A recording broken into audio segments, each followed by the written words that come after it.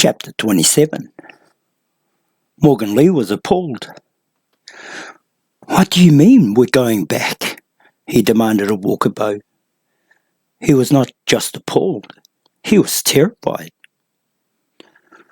"Who gave you the right to decide anything, Walker? Quickening is leader of this company, not you." "Morgan," the girl said softly. She tried to take his hand, but he stepped away quickly. "No, I want to settle. What's going on here? I leave the room for just a moment, just long enough to make sure Horner isn't, and when I come back, I find you close enough to..." He choked on the words, his brown face flushing as the impact of what he was saying caught up with him. Morgan, listen to me," Quickening finished. "We have to recover the Black Elfstone. We have to." The Highlander's fists clenched helplessly. He was aware of how foolish she looked, how young. He made a studied effort to control himself. "If we go back there, Quickening, we will be killed. We didn't know what we were up against before. Now we do. Earl Belk is too much for us. We all saw the same thing. A creature changed into something only vaguely human. Armoured in stone and capable of brushing us aside like we were nothing. He's part of the land itself. How do we fight something like that? He'll swallow us whole before we have a chance to even get close." He forced his breathing to slow. And that's only if he doesn't call them more Grint or the rake first. We can't stand up to them, let alone him. Think about it, will you? What if he chooses to use the Elfstone against us? Then what do we do? You without any magic at all that you can use, me with a broken sword that's lost most of its magic, and Walker with... I don't know what. With what, Walker? What are you?" The Dark Uncle was unfazed by the attack, his pale face expressionless, his eyes steady as they fixed on the Highlander. "I am what I always was, Morgan Lee." "Less an arm," Morgan snapped and regretted it immediately. "No, I'm sorry. I didn't mean that." "But it is true," the other replied quietly. Morgan looked away awkwardly for a moment, then back again. "Look at us," he whispered. "We're barely alive. We've tracked all the way to the end of the world and it's just about finished us. Charisman's already dead, maybe Horner D's as well. We're beaten up, we look like scarecrows. We haven't had a bath in weeks unless you want to count getting rained on. We're dressed in rags. We've been running and hiding so long, we don't know how to fight anymore. We're caught in this grey, dismal world, where all we see is stone and rain and mist. I hate this place. I want to see trees and grass and living things again. I don't want to die here. I especially don't want to die when there is no reason for it. And that's exactly what will happen if we go looking for the Stone King. Tell me, Walker, what chance do we have?" To his surprise, Walkabow said, "A better chance than you think. Sit down a minute and listen." Morgan hesitated. Suspicion mirrored in his eyes. Then slowly, he sat. His anger and frustration momentarily spent, he allowed Quickening to move next to him again, to wrap her arms about him. He let the heat of her body soak through him. Walkabow crossed his legs before him and pulled his dark cloak close. "It is true that we appear to be more than beggars of some Southland city street, that we have nothing with which to threaten Earl Belk, that we are as insignificant to him as the smallest insects that crawl upon this land. But that appearance may be an illusion we can use. It may give us the chance we need to defeat him. He sees us as nothing. He does not fear us. He disdains to worry about us at all. It is possible that he has already forgotten us. He believes himself invulnerable. Perhaps we can use that against him.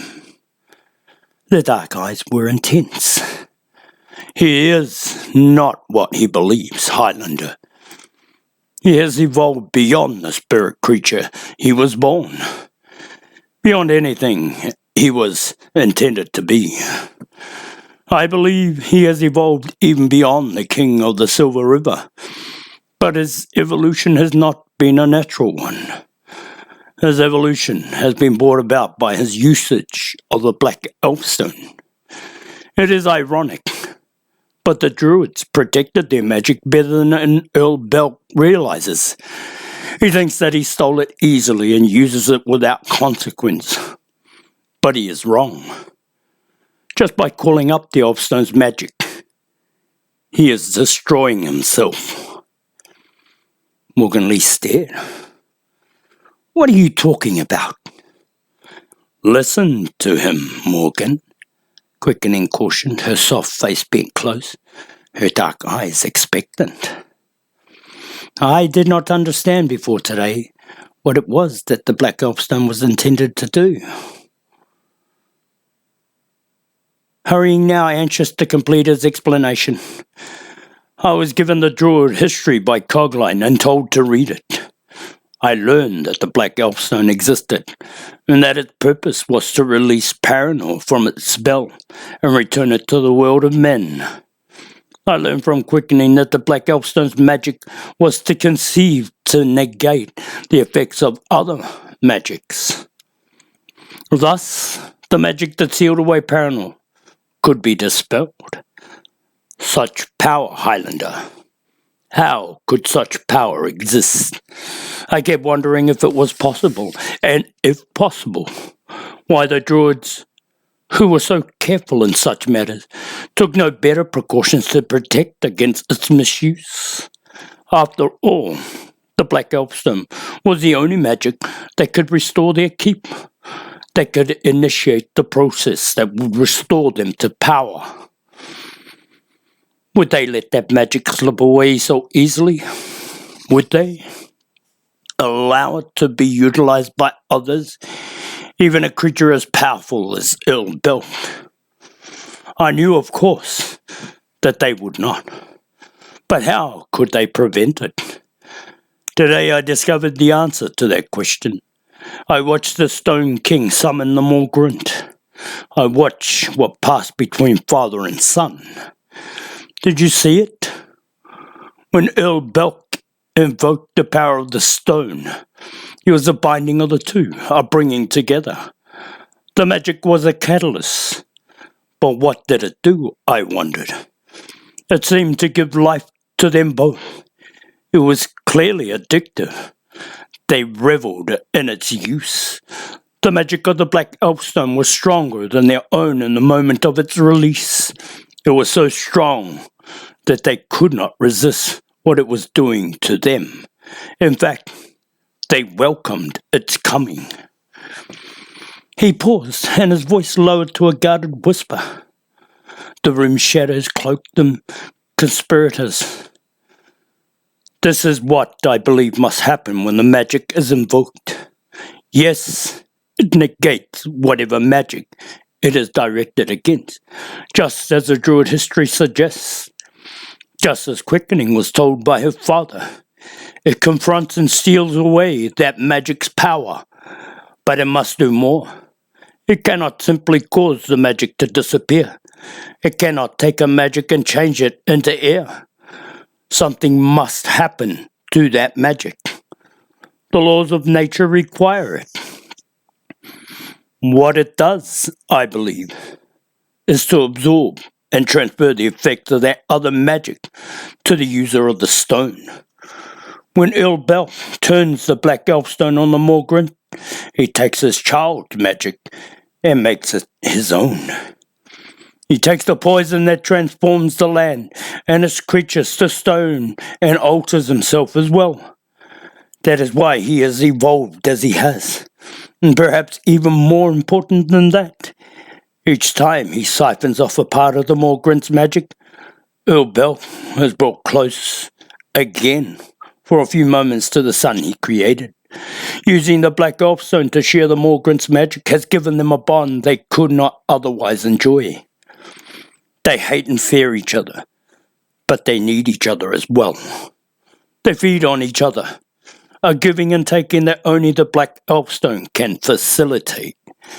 It is as close as they can come to a father and son relationship. It is the only bond they can share. He hunched forward.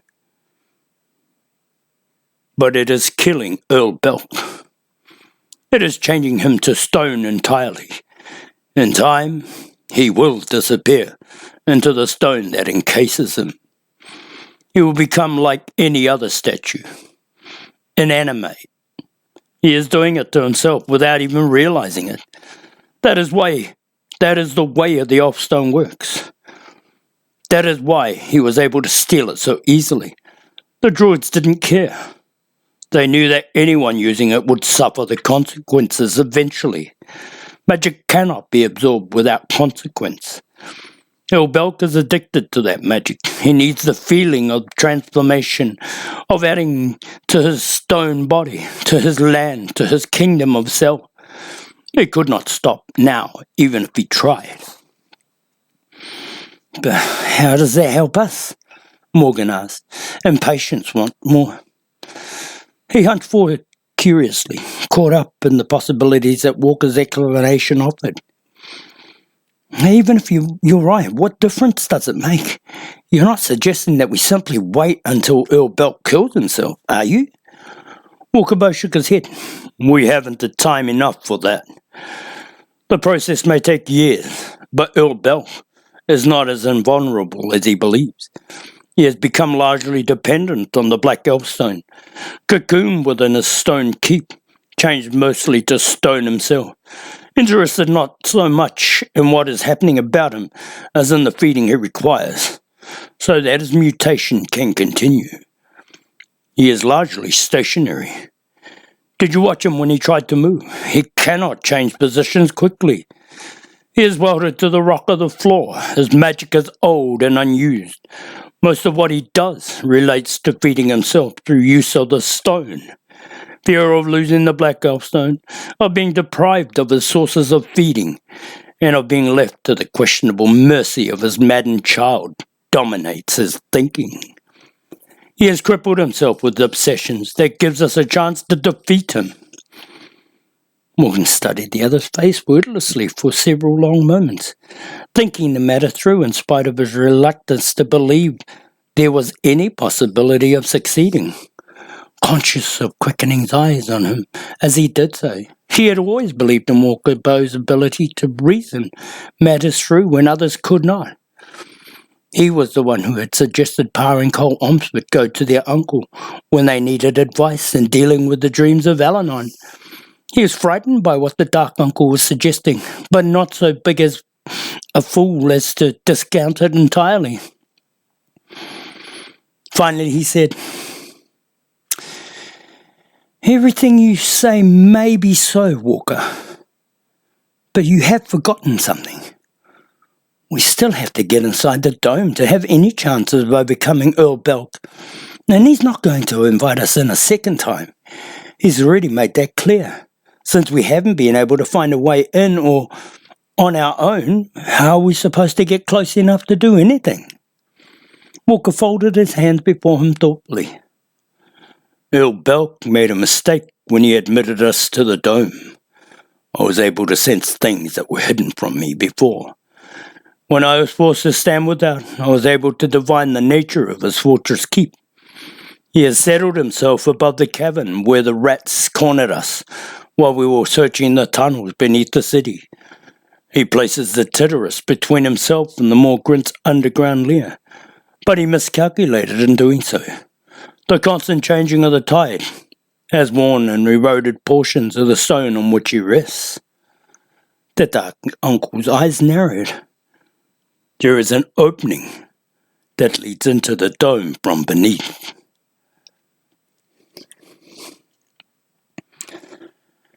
Another pair of eyes narrowed as well. These in disbelief as Hornadese weighed the implication of Pierre's words in the dark silence of the building in which the two men were crouched. "Kill it?" he questioned finally, unable to keep himself from repeating the other's words. "Why would you do that?" "Because it's out there," Pierre snapped impatiently, as if that explained everything. His stare challenged the tracker, daring him to object. When Dees did not respond, Pierre bent forward like a hawk at hunt. "How long have we been in the city, old man? A week? 2? I can't even remember anymore. It seems as if we've been here forever. One thing I do know, ever since we arrived, that thing has been hunting us. Every night, everywhere we go. The rake, sweeping up the streets, cleaning up the garbage. Well, I've had enough." He was stiff with rage, fighting back against the memory of that iron tentacle wrapped about him, struggling to control his revulsion. When he killed it, it was quick and clean. Not a slow squeezing, not a death that choked and strangled, and nothing ever touched him. Nothing ever got close. Not until now. His failure to find the Stone King in the Rake's lair hadn't done anything to improve his disposition either. He had been certain that he would find Earl Belk and the Black Elfstone instead. He had almost succeeded in getting himself killed. His knife-blade face was set and raw with feeling. "I won't be hunted anymore. A creeper can die like anything else." He paused. "Think about this. Once it's dead, maybe the Stone King will show himself. Maybe he'll come out to see what killed his watchdog. Then we'll have him." Hornadese did not look convinced. "You're not thinking straight." Pierre flushed. "Are you frightened once more, old man?" "Of course, but that doesn't have anything to do with the matter. The fact is you're supposed to be a professional killer and assassin. You don't kill without a reason and never without being sure that the odds are in your favor. I don't see any evidence of that here." "Then you're not looking hard enough." Pierre was furious. "You already have that reason. Haven't you been listening? It doesn't have to be money and it doesn't have to be someone else's idea. Do you want to find Earl Belk or not? As for the odds, I'll find a way to change them." Pierre rose and wheeled away momentarily to face the dark. He shouldn't care one way or the other what this old man thought. It shouldn't matter in the least, but somehow, for some reason, it did. And he refused to give Dees the satisfaction of thinking he was somehow misguided. He hated to admit that Hornadese might have saved his life, even that he might have helped him escape. The old man was a thorn in his side that needed removing. Dees had come out of his past like a ghost, come out of a time he had thought safely buried.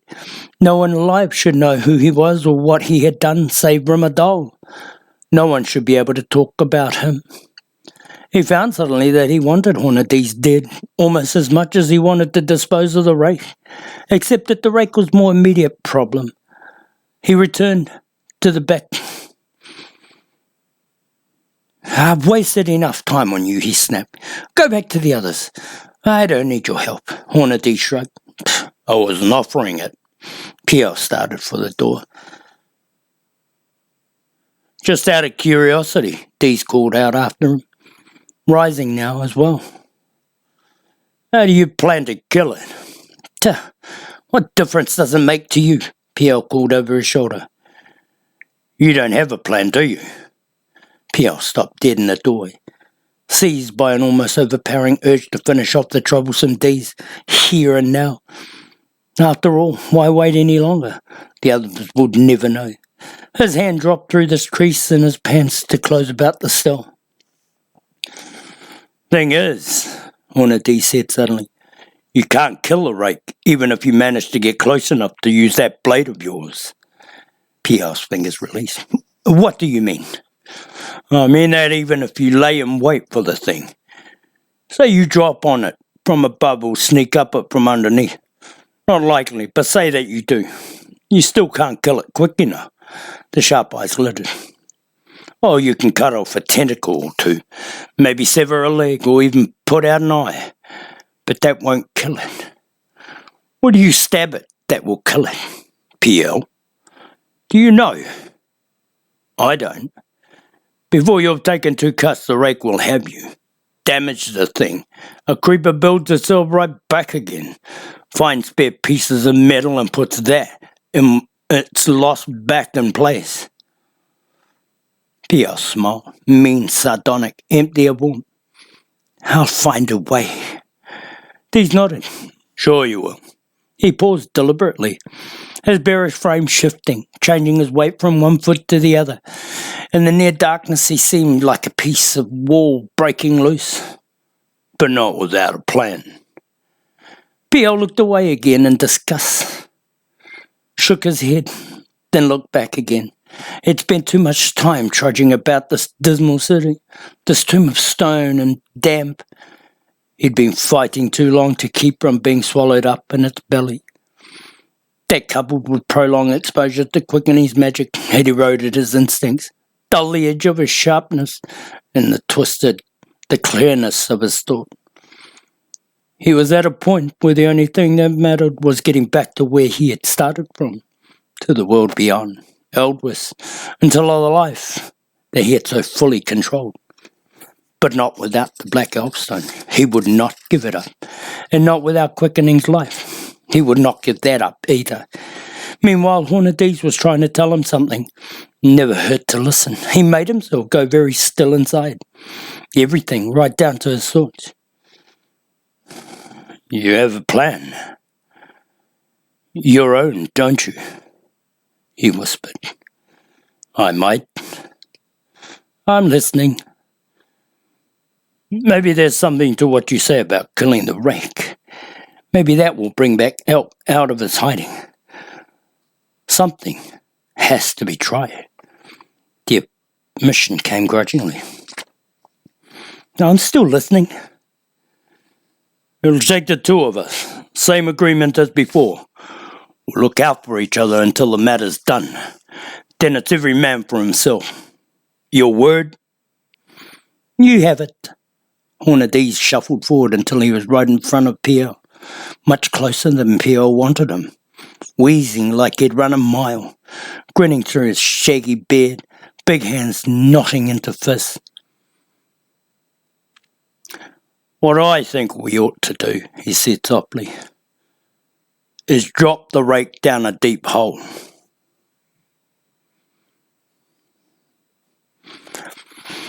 Morgan Lee stared at Walkabout wordlessly for a moment, then shook his head. He was surprised at how calm his voice sounded. No, it won't work, he said. You said yourself that the Stone King isn't just a moving statue. He's made himself a part of the land. He's everything in Eldwis.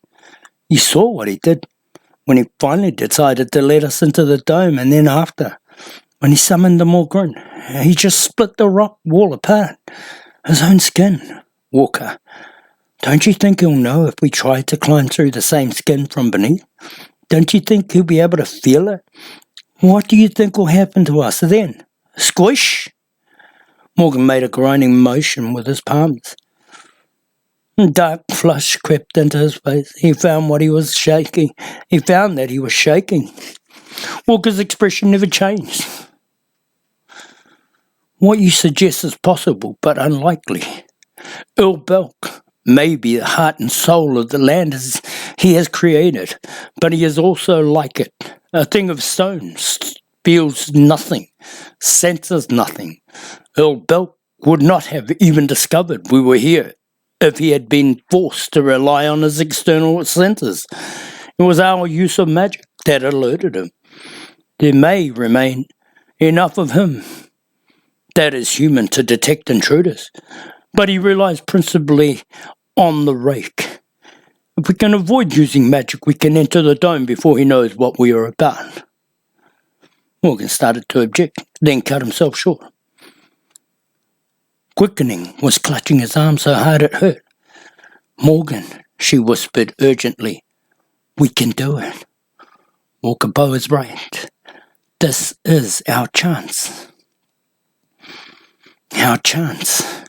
Morgan looked down at her, fighting to keep his balance as the blank eyes threatened to drown him, finding her impossibly beautiful all over again. Our chance to do what, Quickening? He forced his gaze away from her, fixing on Walker. Suppose that you are right about all this, that we can get into the dome without Belk knowing it. What difference does it make? What are we supposed to do then? Use our broken magics, the three of us? A weaponless girl, a one-armed man, and a man with half a sword? Aren't we right back where we started with this conversation? He ignored Quickening's hands as they pulled at him. I won't pretend with you, Walker. You can see what I'm thinking. You can with everyone. I'm terrified, I admit it. If I had the sword of Lee whole again, I would stand a chance against something like Earl Belk. But I don't. And I don't have any innate magic like you and Pa. I just have myself. I've stayed alive this long by accepting my limitations. That's how I was able to fight the Federation officials who occupy my homeland. That's how I managed to survive against something far bigger and stronger. You have to pick and choose your battles. The Stone King is a monster with monsters to command, and I don't see how the three of us can do anything about him. Quickening was shaking her head. Morgan, no, he interrupted quickly, unable to stop himself. Don't say anything, just listen. I have done everything you asked. I have given up other responsibilities I should have fulfilled to come north with you in search of Eldris and Earl Bell. I have stayed with you to find the Black Elfstone. I want you to succeed in what your father has sent you to do, but I don't know how that can happen quickly. Do you? Can you tell me? She moved in front of him, her face lifting. I can tell you that it will happen. My father has said it will be so. With my magic and Walker's and PL's, I know. Well then, what of PL?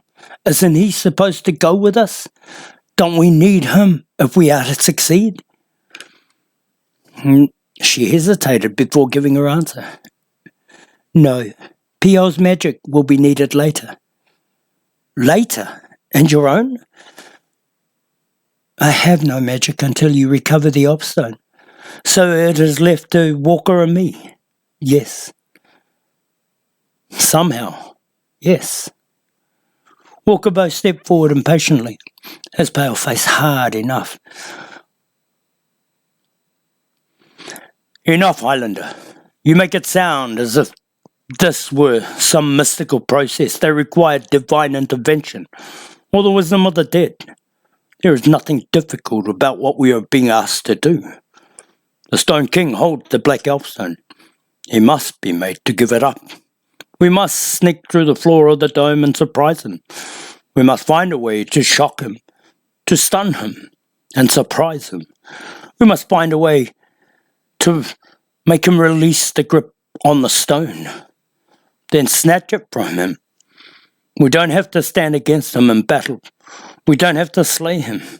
This isn't a contest of strength. It is a contest of will and cleverness. We must be more clever than he. The Dark Uncle's eyes burned. We have not come all this way, Morgan Lee, just to turn around and go back again. We knew there were no answers to be given to our questions, that we would have to find a way to do everything that was required. We have done so. We need to do so only one time more. If we don't, the Elfstone is lost to us. That means that the Four Lands are lost as well. The Shadowwind have won. Cogline and Rumour died for nothing. Your friend Steph died for nothing. Is that what you wish? Is that your intent? Is it, Morgan Lee? Morgan pushed past Quickening and seized the front of the other's cloak. Walker seized his in return. For an instant, they braced each other without speaking. Morgan's face contorted with rage. Walker's smooth and intense. "I am frightened too, Highlander," Walker Bow said softly. "I have fears that go far beyond what we are being asked to do here. I have been charged by the Shade of Alanon with using the Black Elfstone to bring back Paranor and the Druids. If using the Black Elfstone on the Morgrin turn Earlbelt to stone, what will using it on disappeared Paranor do to me?" There was a long and empty silence in which the question hung, skeletal and forbidding against the dark of the room. Then Walker whispered, "It doesn't matter, you see. I have to find out." Morgan let the other's cloak slip from his fingers, took a slow step back. "Why are you doing this?" he whispered in reply. "Why?" Walker Bow almost smiled. "You know why, Morgan Lee. Because there is no one else." Morgan laughed in spite of himself. "Brave soldiers, or fools. Maybe both. And maybe we are just as stubborn." "That sounds right," Morgan sighed wearily, pushing back the oppressiveness of the dark and damp, fighting through his sense of futility. "I just think there should be more answers than there are." Walker nodded. "There should. Instead, there are only reasons, and they will have to suffice."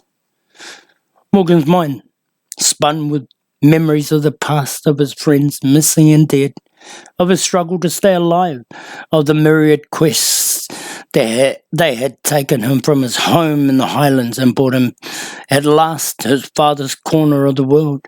So much had happened, most of it beyond his control. He felt small and helpless in the face of those events, a tiny bit of refuse afloat in the ocean, carried on tides and by whim.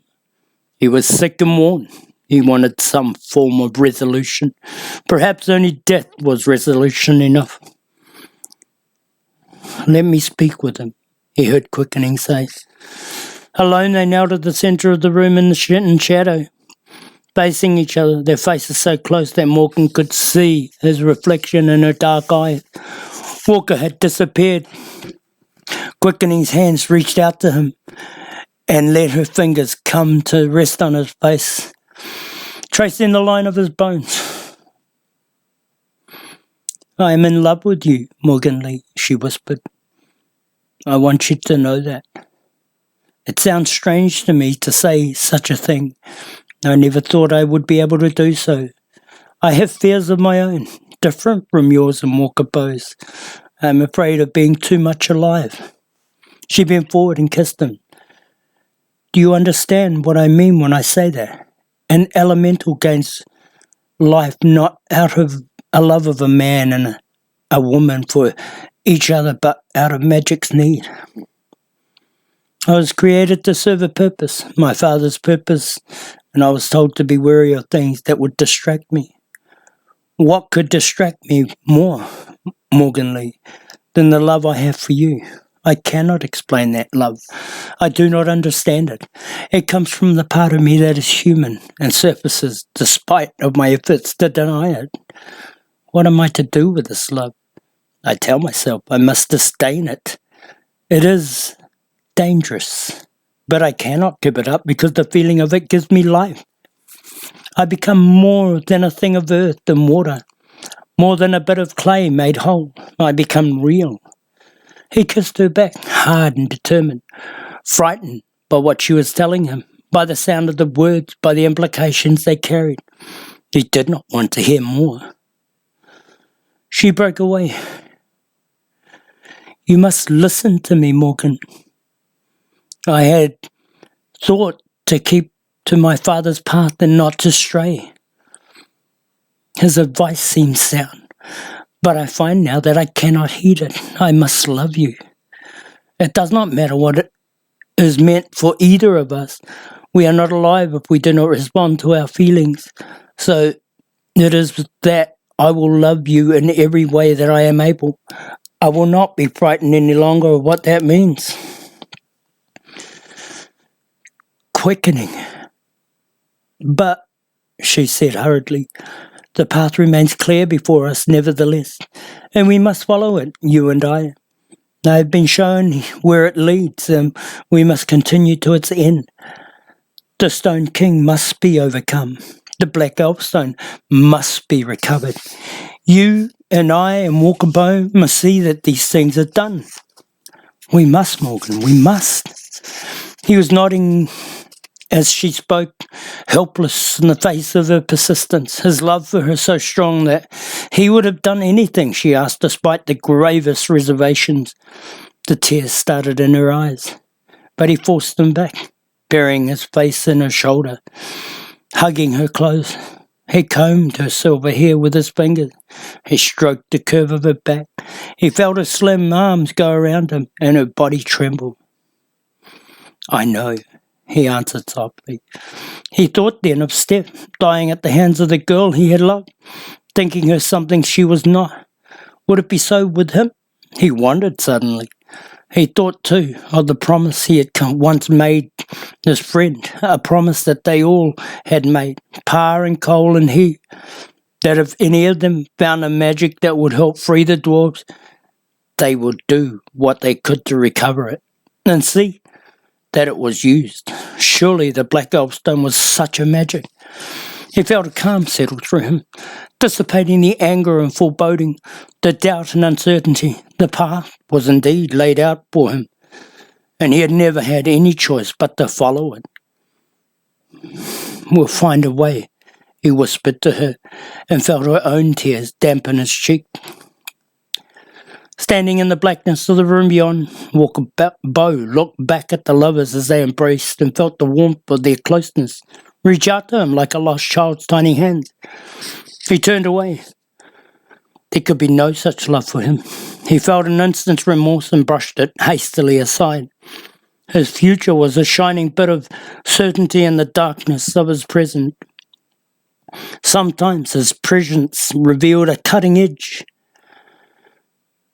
He moved soundlessly through the building until he reached an open window high above the street and looked down into the world of mist and gloom. The world of Eldwys was a maze of stone obstructions and corridors that glared back at him through a hard, wet sheen. It was harsh and certain and pointless, and it reminded him of the direction of his life. Yet now, at last, his life might become something more. One puzzle remained. The Highlander had touched on it, brushed by it in his effort to understand how it was that they could stand against the being with power of Earl Belt. The puzzle had been with him since the beginning of their journey, a constant presence, an enigma that refused to be revealed. The puzzle was quickening.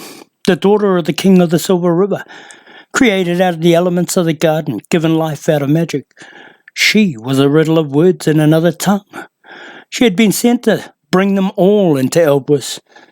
But wouldn't a summons have done the job as well, or even a dream? Instead, the King of the Silver River had sent a living, breathing bit of wonder, a creature so beautiful. She defied belief. Why?